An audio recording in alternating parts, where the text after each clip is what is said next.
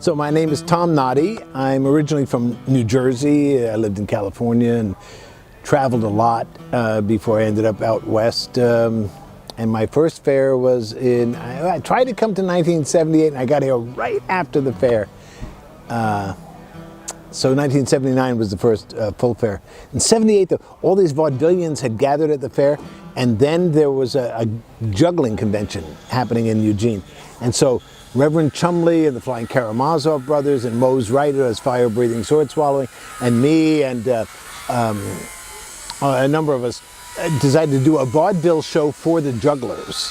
And a lot of things happened at that gathering. There's just it inspired a number of juggling things and the new vaudeville thing that really came to the fair and the West Coast. It came together in 1978, just after the fair.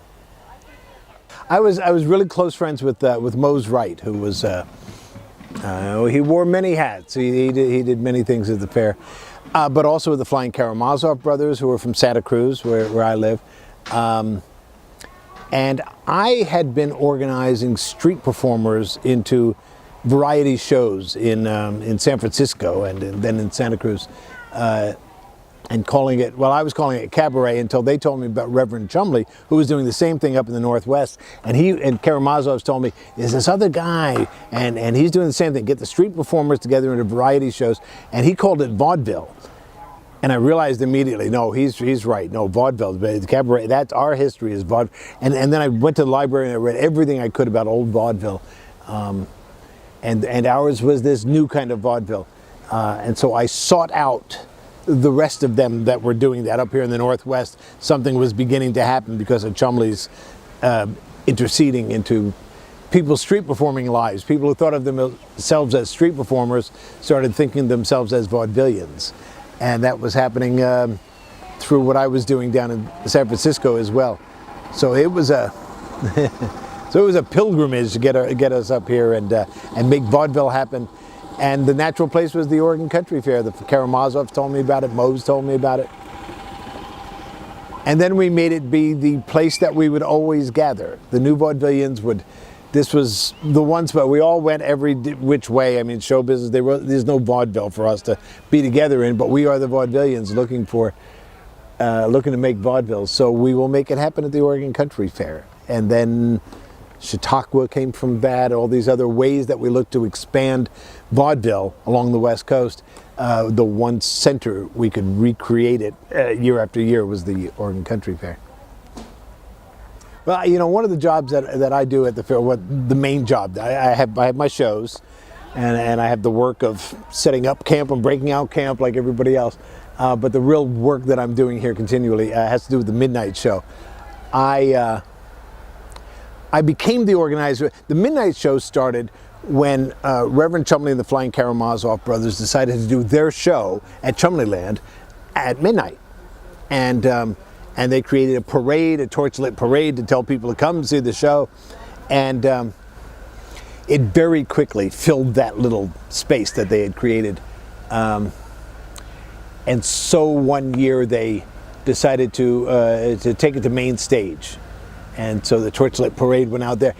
It's too big a field we didn't have sound equipment, but we hollered out and blew out our voices. So Sunday everybody was wrecked.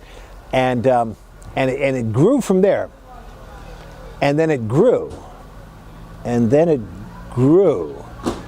And a number of performers were saying, Tom, you got to talk. We have to talk to Paul.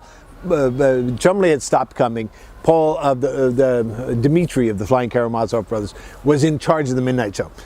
And in charge meant on Saturday evening, people would go to Chumleyland for a meeting and to find out where and who and what position they might be in the show and can they be in the show.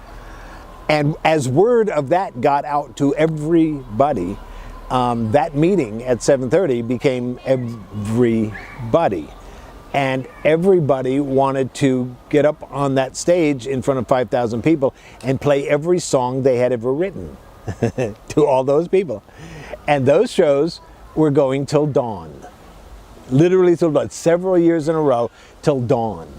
And so number of performers said, we have to, Paul, you can't put everybody in, man. You gotta say no to some people.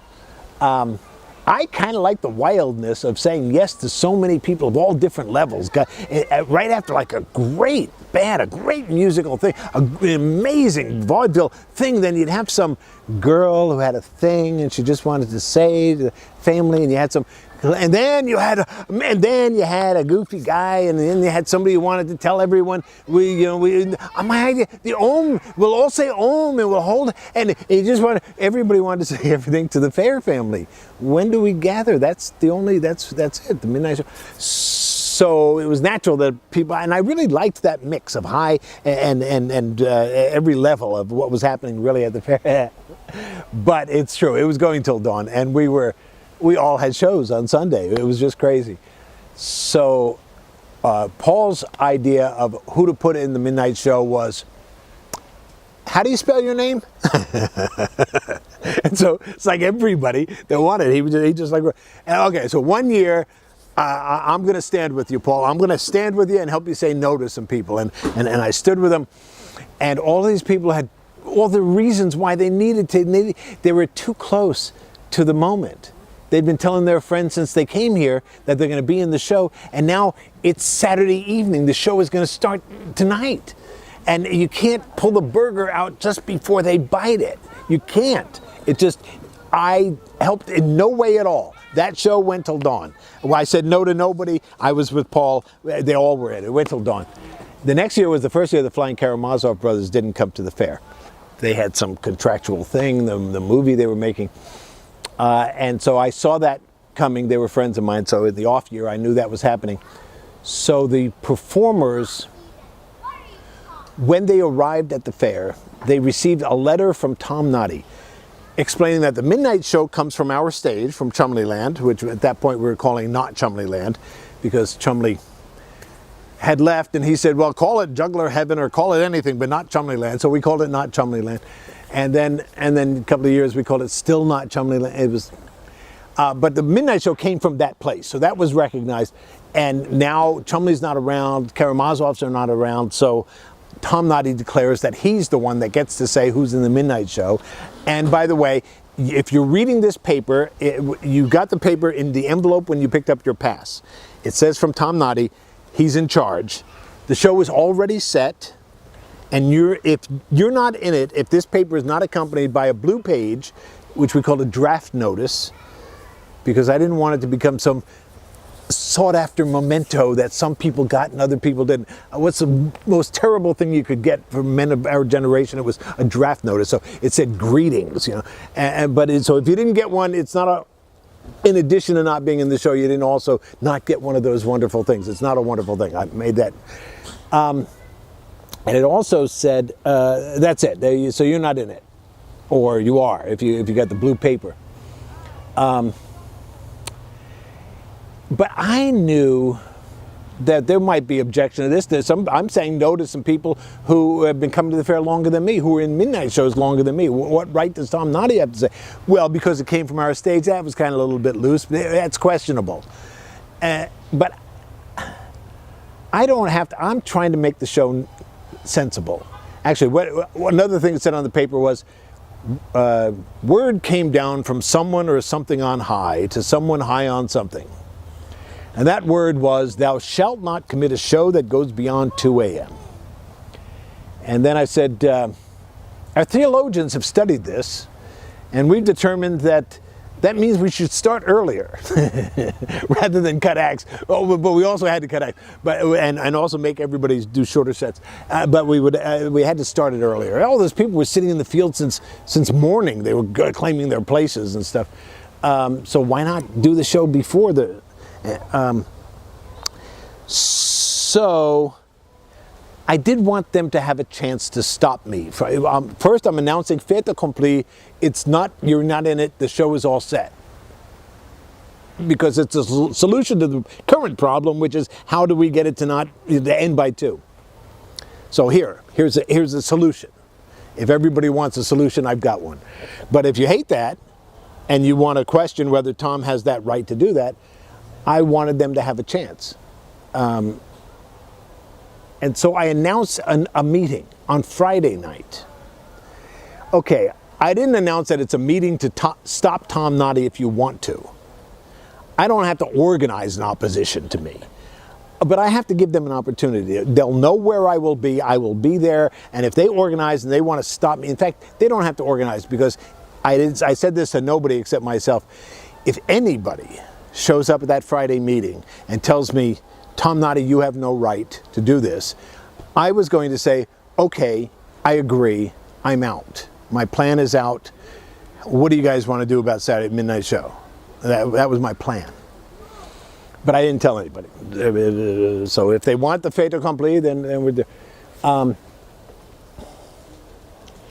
In fact, what I said was, midnight show started as one show on one of the stages on one of the nights.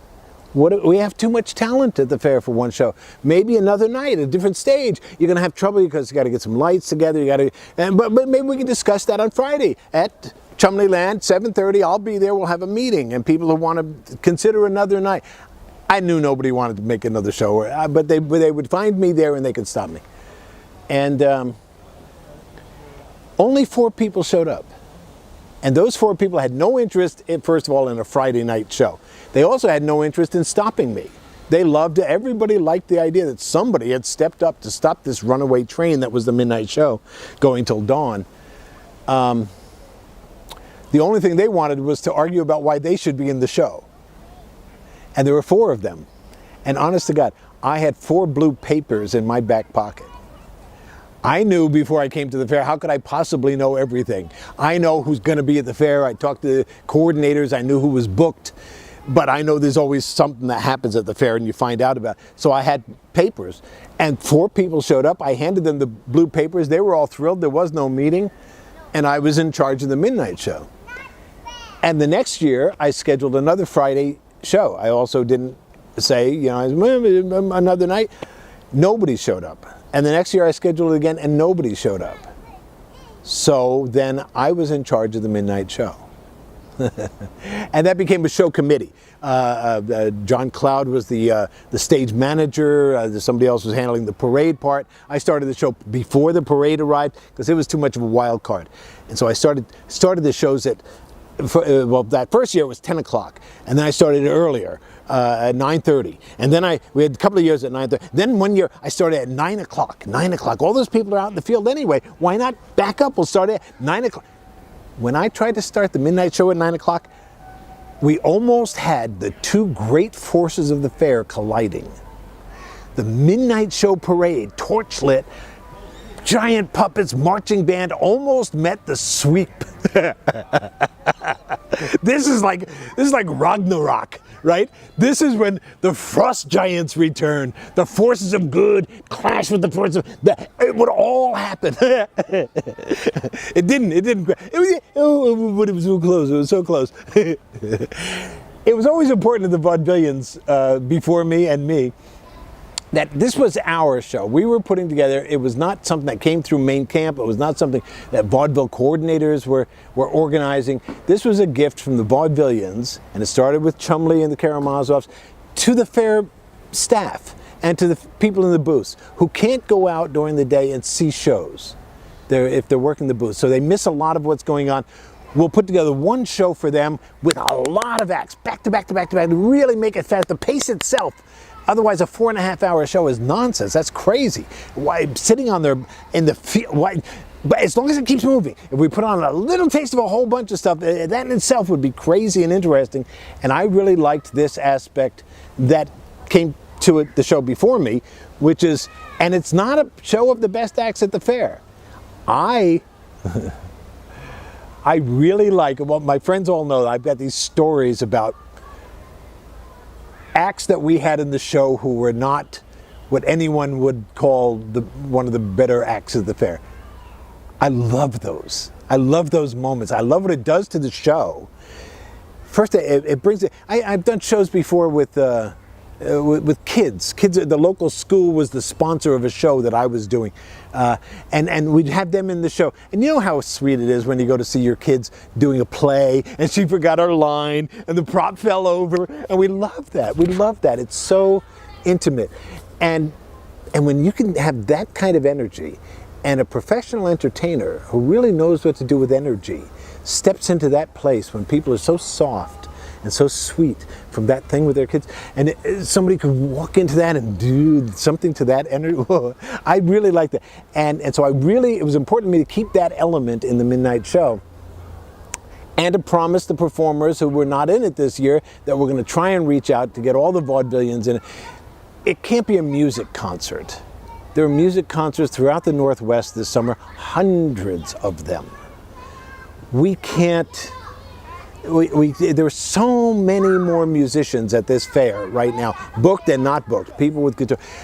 It would be a music concert. If we were just blank and fair to everybody, it would be a music concert with a couple of vaudeville acts in it. And we were trying to do a vaudeville show. So it's vaudeville heavy with some music. Some of them are, in the middle. I mean, Baby Gramps is a vaudevillian, and he plays music. Mother Zosima is a vaudevillian, and she plays beautiful music, beautiful voice. Artist the Spoon Man, that's music and it's vaudeville.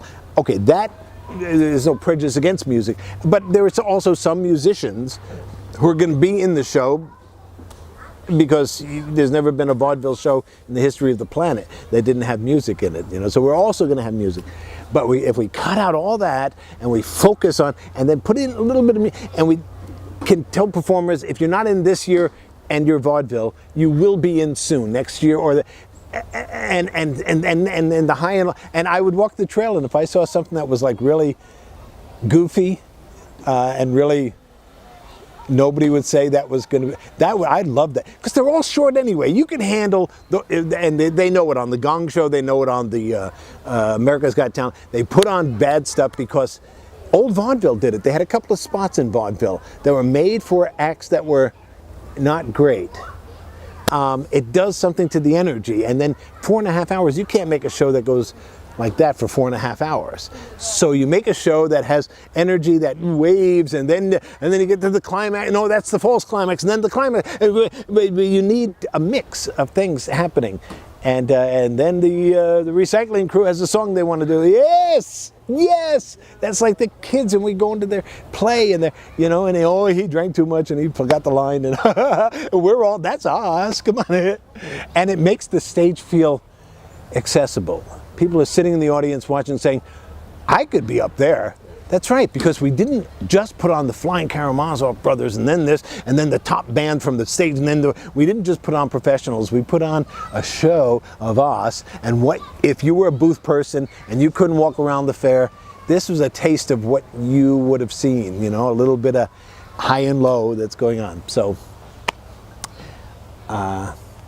that's it. A lot of my fair, a lot of my time is all about that show, and I start usually in April, addressing and then trying to talk to the coordinators. Now that there's email, oh thank God there's email, because when I was doing that, it was all paperwork from and then phone calls from, and I don't live in Eugene, so it was really crazy. But we've never had a bad show. Yeah, my vision for I suppose I'll get older. I will keep doing, but I mean, I'm already in the future here. I've got, I get like guys with white in their beards are coming up to me and saying, when I was a little boy, I saw you put me in a bubble. And I go, you didn't see me, get out of here. And then I do the math and I realize, oh, he's right, and people are bringing me their grandkids, and they've got the picture of when I put them in the bubble, and now here's the kid with the, and so yeah, in the future, they've asked me to be a part of this forum on Sunday with Sandra Bauer and Cindy Wooten, talking about the 50th, what we're going to do for the 50th. I just want to keep serving this thing, I suppose at some point somebody else is going to have to start doing the midnight show. It's going to be physically too much for me. I imagine I can keep blowing bubbles. And maybe I'll keep doing these shows. I do shows in the rabbit hole. For years and years, I used to do my shows outdoors on the Karamazov stage, Chumley Land, and then stage left. But a little bit of wind, and I had nothing. Dust is the worst thing in the world for bubbles. And I'm outside in the wind, in the dust, doing a soap bubble act. It was crazy. The whole concept is crazy. But then Asha Deliverance from Pacific Domes brought me her GT6 Domes, and she set it up in Che La Mela when they first opened Che La Mela. I didn't quite fit into anybody's concept of which loop and who was booking what things, and so we called ours the Loophole, and we set up a dome, and then we a few years in Che La Mela, and then after we moved it to the end of Funway where Morningwood Auditorium is now. And then they built me this the Rabbit Hole, which is indoor. It's the only indoor performance space there is at the fair, a tent, and it's not completely indoors. If the wind came from that direction, I'd be messed up. But the crew there is, watering down the trail, and I imagine I can keep doing that. I don't know, maybe as long as I can breathe, I can do bubbles. So my part in the future, I think, will be to be the bubble guy. I was walking the trail yesterday and some little toddler came in, and it was just me and her for a while. Blow a bubble, she breaks it. Blow a bubble, she breaks it. I can keep doing that. And an audience that, I got a trick. The little ones don't care about the tricks. They didn't know cubes were difficult. But so my part in it as a performer, I think, remains the same. I tease my audiences sometimes because I'll ask them. They come back every year, and I'll ask, how many of you have seen the show before? And at least half of the hands in this, the place is packed, but at least half the hands go up. And I'll say, but you guys understand, it's the same act. It's vaudeville. You don't necessarily just find new stuff every year. This is the act. This is bubble magic. I've tried to change it, but it's like lying to them. That's not a something else. That's a caterpillar. Don't fool with it. So I tell them it's the same act. You're coming back every year. And they said, yeah. And I said, I'm telling the same jokes. They said, yeah. And I said, there's the same pause before the punchlines. Come on, Then when, yeah. And then I think it's like, it's like kids. And you put them to bed, and they don't want a new story. They want that one. That they, and if you used to say grr when the thing happened, and you got to say grr, and not a different grr. You say the grr. You got to, and they really, this audience that keeps coming back to see my shows and bringing, the new ones and the little ones. And, wait, you got to see this guy, that thing. So I imagine I'll keep doing that part. I don't, the fair is changing, and it'd be really weird if it didn't. I remember in 69, 68, I was hitchhiking around the country. People think of the Oregon Country Fair as a really unique thing, but at that time, there were a lot of these. We did gatherings like this. And it was, semi-naked hippies by the water or by the something, and then yet crafts. People, brought their crafts out and made potlucky kind of foods that this with the hippie brand of what we're going to do to it, and not cook it in aluminum pots and no white sugar, but we'll, whatever that thing was, we were evolving this idea of trying to keep this counterculture alive after it had left the cities. We were going to take it out into the country. We were going to grow our own food. We were going to try and put this young plant into incubation so that it could continue to live and become the alternative that'll exist parallel to the larger culture, so that something is ready when that time comes. The remarkable thing about the fair is that it just kept going, and it kept so much, and still does have so much of what was happening then. Of course there are changes. That's not remarkable. That's normal. That's, of course, good. But there's still something of what was going on at that time, and it was going on in a lot of places, and we knew it. We talked then when we were teenagers. We talked about when we get older, when we have white in our beards, and we're still going to take some acid, and we're still going to do some. We anticipated there was going to be a time, and I love that it's here. We're better at it. I don't know if it will flow from us and it continue. It won't. How could it? How could we have guessed everything exactly right and have handed it on just right? And anyway, we didn't even know the stuff that they were going to come up with after us, and they've come up with some stuff. The ones who are younger than us, the ones who were not around and don't remember the 60s, but they got some stuff going on, and and they're participating and they're contributing and they're changing our thing. Thank God. Thank the gods.